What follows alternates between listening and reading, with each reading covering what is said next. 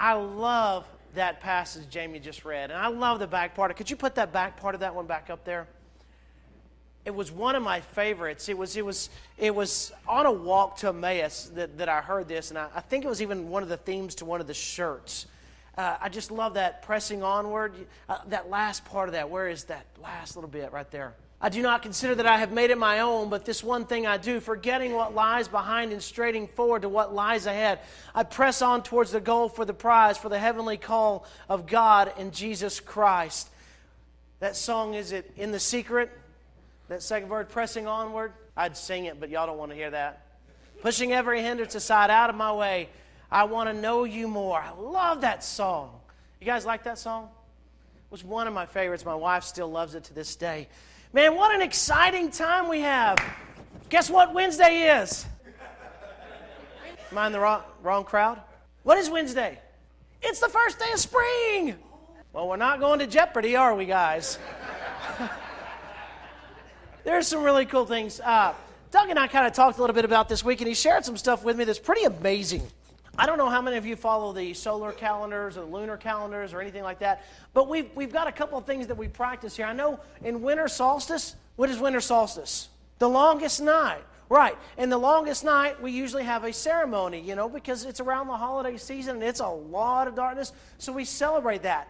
I don't know really what we do for summer solstice, but I can tell you what I did one time, and this was crazy, crazy, crazy. I ran 11 miles at 9 o'clock at night on summer solstice. Yeah, isn't that crazy? I got talked into doing that, and you know what my reward was? A black T-shirt.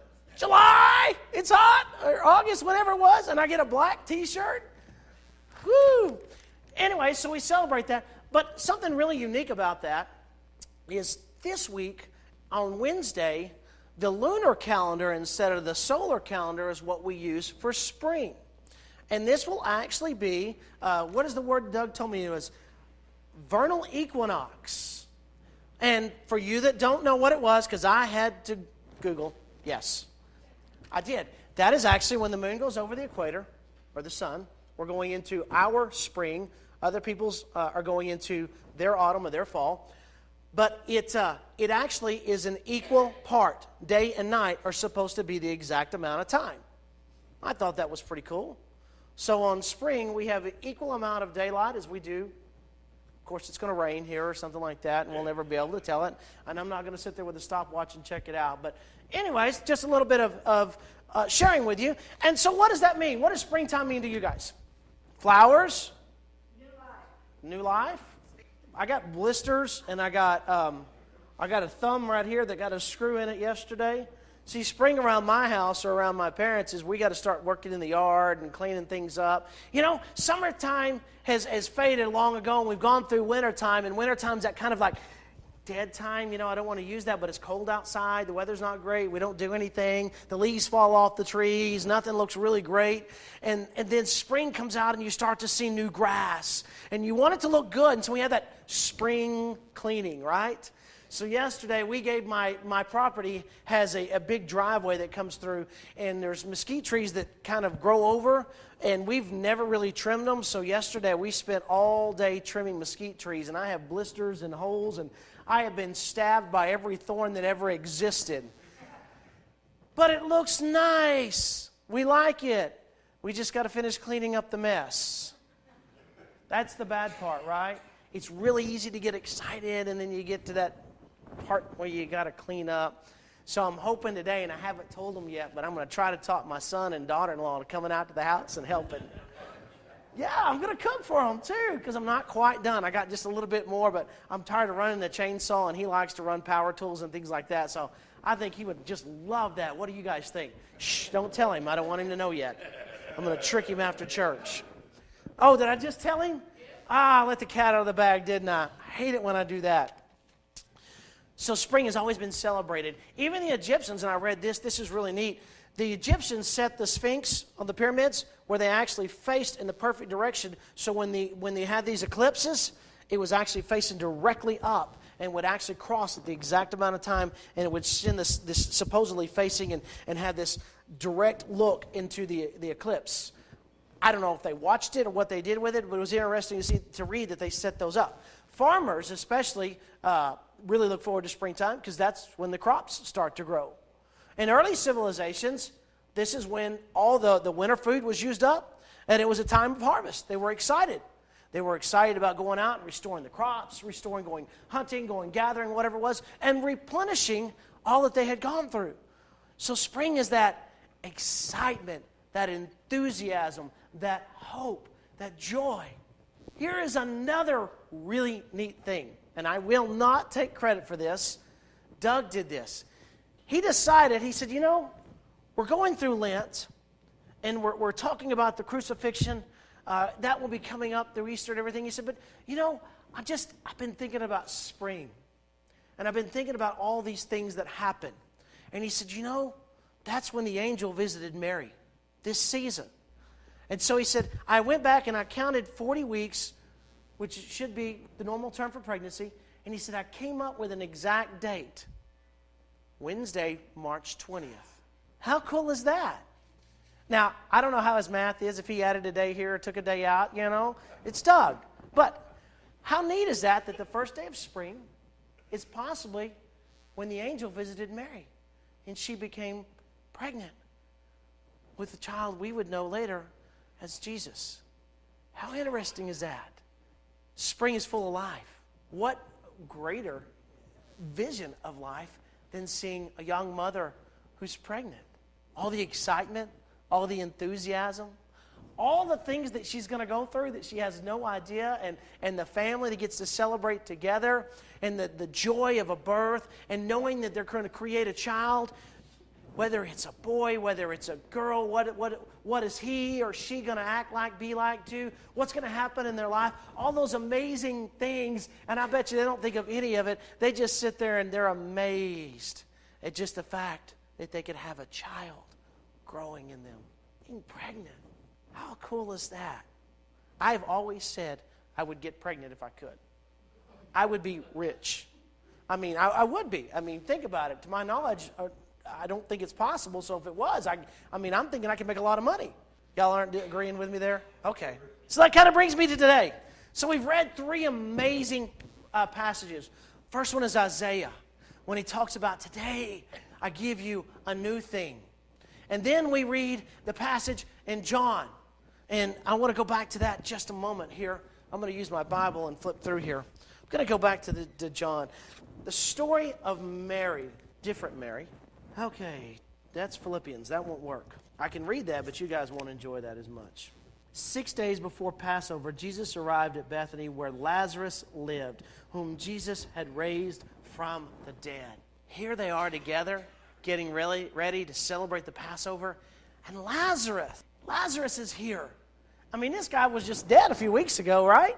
And Jesus comes and resurrects him and brings him forth. And they're all sitting there and they're celebrating together. How neat do you think that was? I think it would have been amazing. But you know what the problem was? It bothered people. If you read on in that passage, you're going to see there are people already not only plotting against Jesus, but now they're plotting against Lazarus because they don't want everybody knowing what's really happening, what Jesus is really doing. They're scared.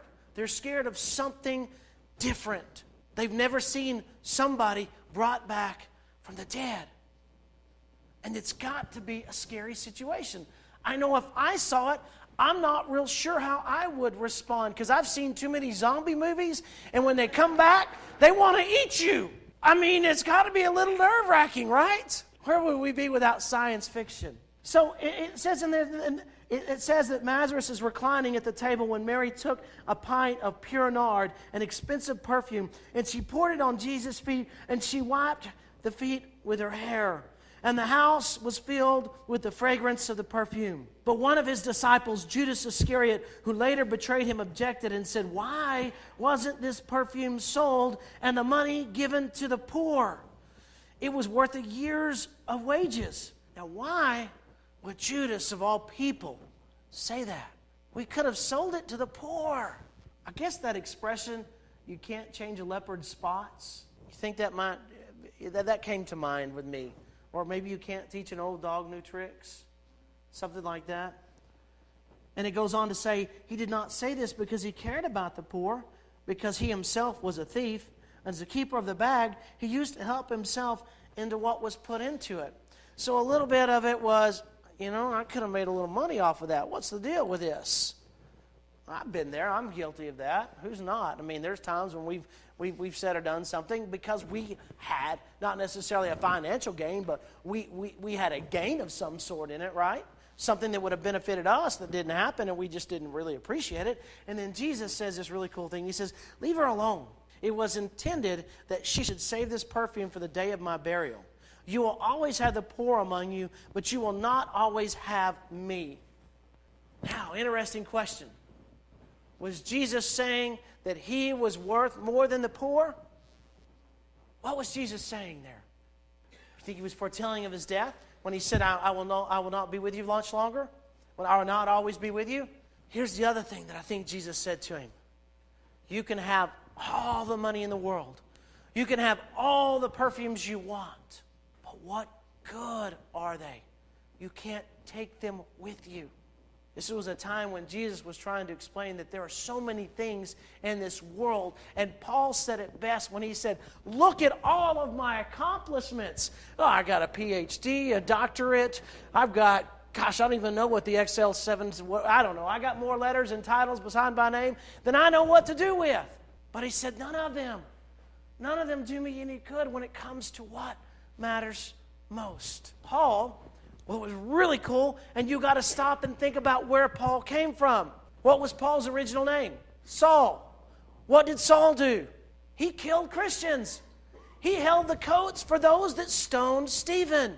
And here is Paul saying, I have been here, I have changed, and I have accomplished all these wonderful things, and I'm so much better, but in the end, none of it matters. Our goal is to be like Christ. And in this one passage, Mary is here, and she's taking everything she's had. She's saying, none of this matters to me, Lord. The money doesn't matter to me. You can have it all. Take everything you want. I have nothing. I can't even dry your feet with anything but my hair. And so Mary is down here, and she's anointing Jesus because she knows how important he is. She gets on her hands and her knees and takes the most precious thing that she has, and she says, the most precious thing that I have, this perfume, it doesn't even compare to you. I'm going to put it on your feet. Why is that so relative? Think about it. We don't have Nikes. We don't have Ugg boots, We got sandals, and we got dust, and we got dirt, and the feet are always being used, and they're probably very dirty, and they're probably very stained, if you will, with calluses because they walk. They don't get in the cab and go everywhere. And here Mary is saying, the part of you that touches the ground, the floor, this is, everything I have is not even worthy. This is the best that I can do is just touch your feet. What a powerful statement. And Judas objects, and Jesus says, look around you. All that you have is nothing compared to this moment. What you can do in this moment. Mary took a minute to say thank you. Mary took a moment to sit at Jesus' feet, to anoint him with oil, to say, this is my King. Mary understood. And we know there are lots of stories where people, they question Mary's motives. But Mary, I think, understood Jesus. I think Mary knew the situation.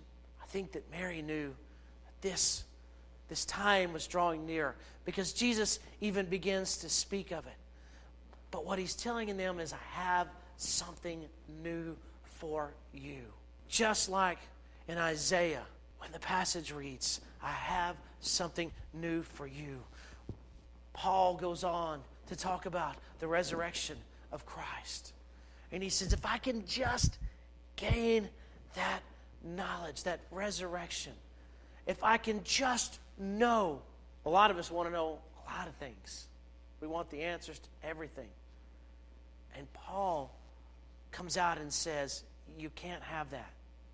because he goes on to talk about in that passage in Philippians how even all of his titles and as good as he's done and as much as he follows God, he says right here in this line, brothers, I do not consider myself yet to have taken hold of it, but one thing I do, forgetting what is behind me and straining towards what is ahead, I press on.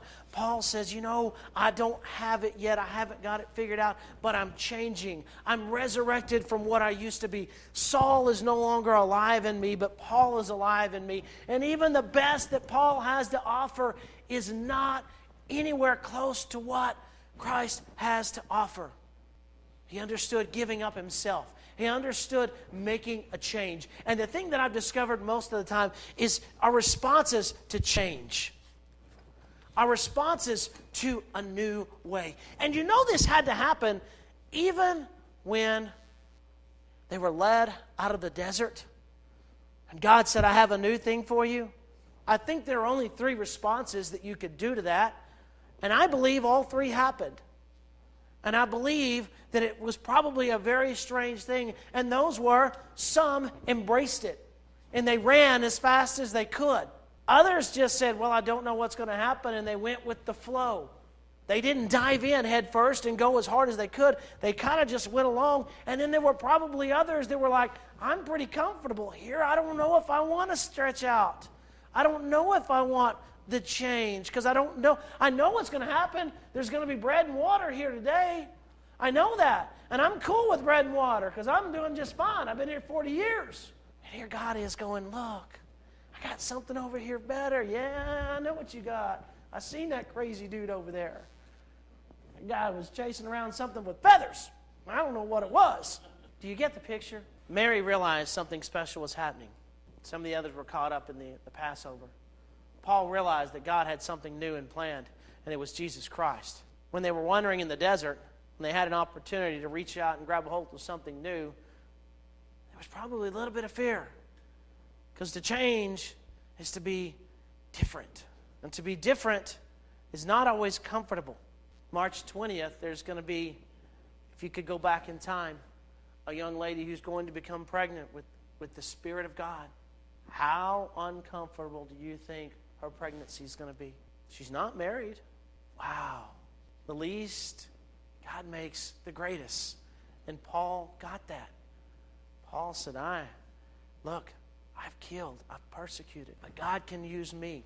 Spring is a time of hope. It's a time of joy. It's a time of new change. We're coming up. This is the 5th of the 6 Sundays in Lent. And God is changing us. God is changing the church. He's giving us this new ideas and new hopes. We see it springing up all in the church. It's like the church itself is pregnant with wonderful new ideas. We see ministries really blowing. We see ministries growing so well. Our youth ministry, from the littlest in the nursery all the way up. Look how wonderful it is. How many of you remember a time, and I do, when we said we just don't have very many kids? And then we went through a period where we had a lot of kids, but we didn't see them in church. And now guess what? They're in church and they're connected. You know why? Because somebody got an idea and they went for it. And it might have been new and it might have been different and it might have been scary. And they might have been realizing, I don't think I can do it. And look at the leaders that have stepped up in this church. If you're one of the ones that are working with the youth, would you just raise your hands right now? Whether it's playing in the band, preaching, or whatever. And the rest of them are probably Steve's back there. I went completely brain dead as I was saying that because I was about to say something about the kids. I was making a point, and it just totally left me. Has that ever happened to you guys? So we'll go back with Jamie, and we'll go back up here with John. And I had a point to make, but it's completely gone. So we'll start back over. Spring is an awesome time. It's a time to change. It's a time not to have senior moments this early in life. It's a time to make better notes, to remember things faster. It's a time to press on. In all 3 of these, one of the underlying stories in all of it was don't look at what's happened. Don't look at the past. When they were called out of the desert, there was nothing there to go back to but the desert. When the perfume was used, there was no way of regathering it, putting it back in the bottle. When Paul says, I have accomplished so much, but what I've done in my past no longer matters. It's what I do ahead. Don't look back. The term resurrection, when I read it, when I looked it up, it talked about human form dying and people believing in bodies coming back. And then I thought, no, we use that term for so much more.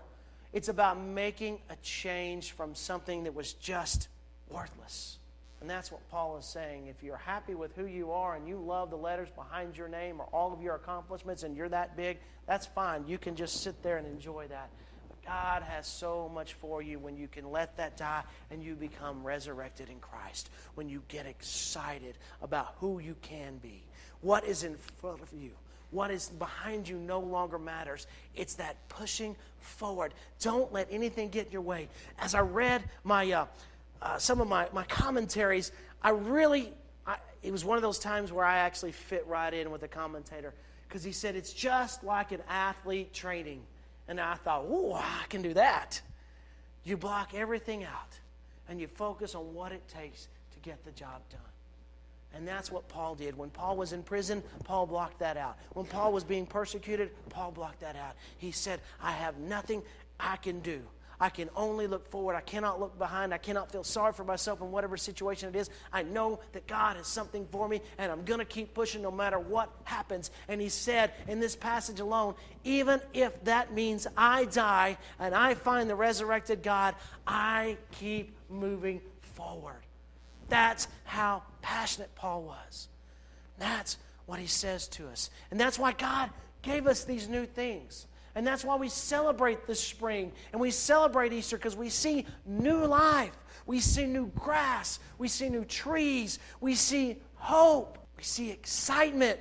The sun comes out. It's warm. We get outside. There's so many possibilities.